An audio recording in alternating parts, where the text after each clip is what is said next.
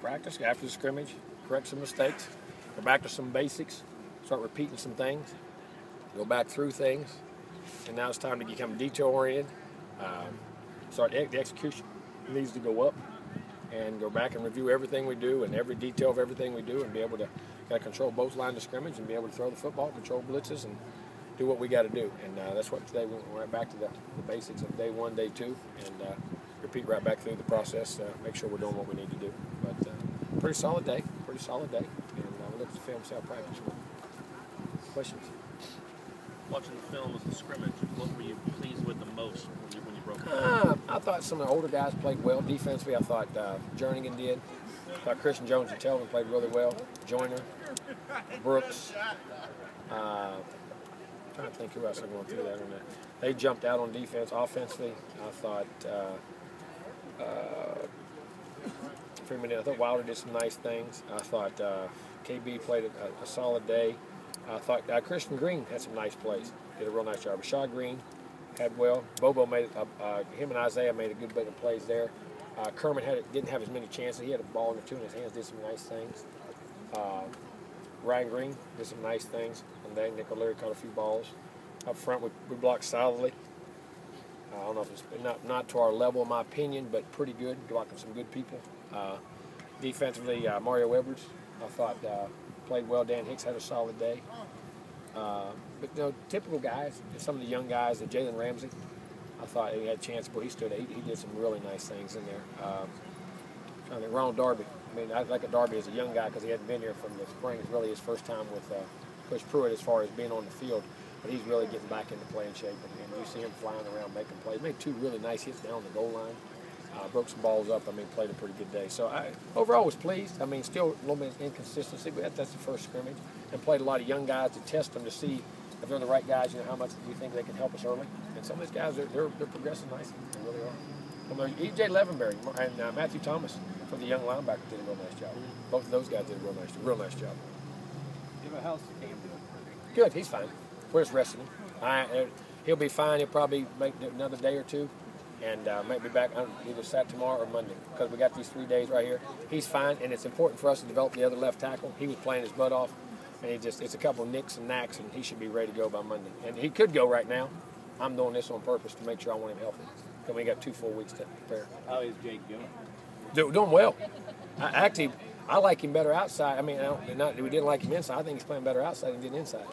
Doing some real nice things out there, and providing quality depth. If he has to go in the game, feel very comfortable. Could you do the same with Wilson Bell? If he had to go in the game, not right yet, but he's getting there. He's going to be a really good player. He's going to be a really good player. I mean, next couple of weeks going to be critical, but I like what I saw. He loves football, works at it. He's coming on very nicely. Very nicely. You mentioned Christian Green, and given the injuries that you've had, or the losses you've had at receiver, how important is him to? Oh, huge. He needs to get back in that flow. He had a chance to make some plays the other day and made some. So very happy for him. He's a great young man, and had a good year 2 years ago, and hopefully come back to that same level, and I think better. So he played like he did yesterday. Played pretty well. You mentioned Mario. We talked Mario Edwards. We talked to him today. He said that he thought last year obviously came in too overweight, and he kind of reading his own press clippings a little bit. Thought he was a big time guy. And you guys rolled him all. Yeah, well, how hard can that be a transition for the super duper number one player? I mean, it's hard. I mean, think about when you're 17 years old. Everybody in the world's telling you all that. I mean, it takes a very disciplined, I don't say tough. I don't even know what the word I'm looking for. I mean, it takes a heck of a young man to be able to keep things in perspective. And you think you know. And here's the thing. You've always been able to, okay, I'm a little while, come back, and I've always been able to turn it on. And everybody's telling you, well, you're better than all those guys there. Well, I guess I'll be able to do the same things there.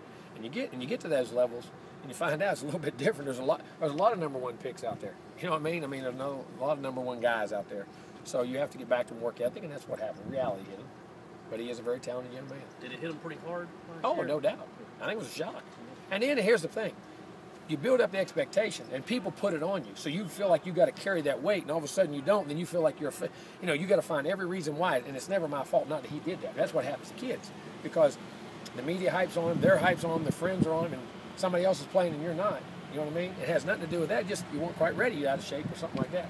That happens quite often, guys. I mean, and the pressure put on these guys to come in and perform early it's ridiculous. I mean, some are ready, some aren't, and just let it happen. Is he ready now? I mean, kind of it wasn't Peter Ward. He was red-shirted. Derek Brooks red-shirted.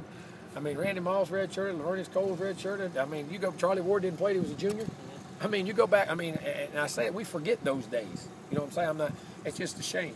But some of the guys are ready now. Some of them are ready. I mean, they can handle it. Do you see him now getting to be that guy? Oh no, he's developing every day. Yeah. He's developing every day and getting better and better in all phases of his game. Guys, weight down, moving good, and still powerful as heck. I know you obviously had a lot of reasons to like Coach Pruitt, or you wouldn't have brought him in here. But how rewarding has it been? How rewarding has it been to see how excited the guys on defense seem to be about what he wants to do and the scheme? Good. I mean, it's good. I mean, he relates well to the players. I always thought he did that, and I felt it. And the kids wanted to play for him, and that's a great sign. That's one of the things I felt in the interview process, and that's one of the key things about it. They got to want to play for you. I know you're busy, obviously. Do you get a chance to watch the preseason game between EJ and Christian? I'll tape it. Well, you get it, but you hopefully go back and I'll watch tape it. Yeah, if I get a chance. I hope they both do well. Hope it ends up in the 100 tie. What about the guys on defense? What about the guys on defense like Bradham?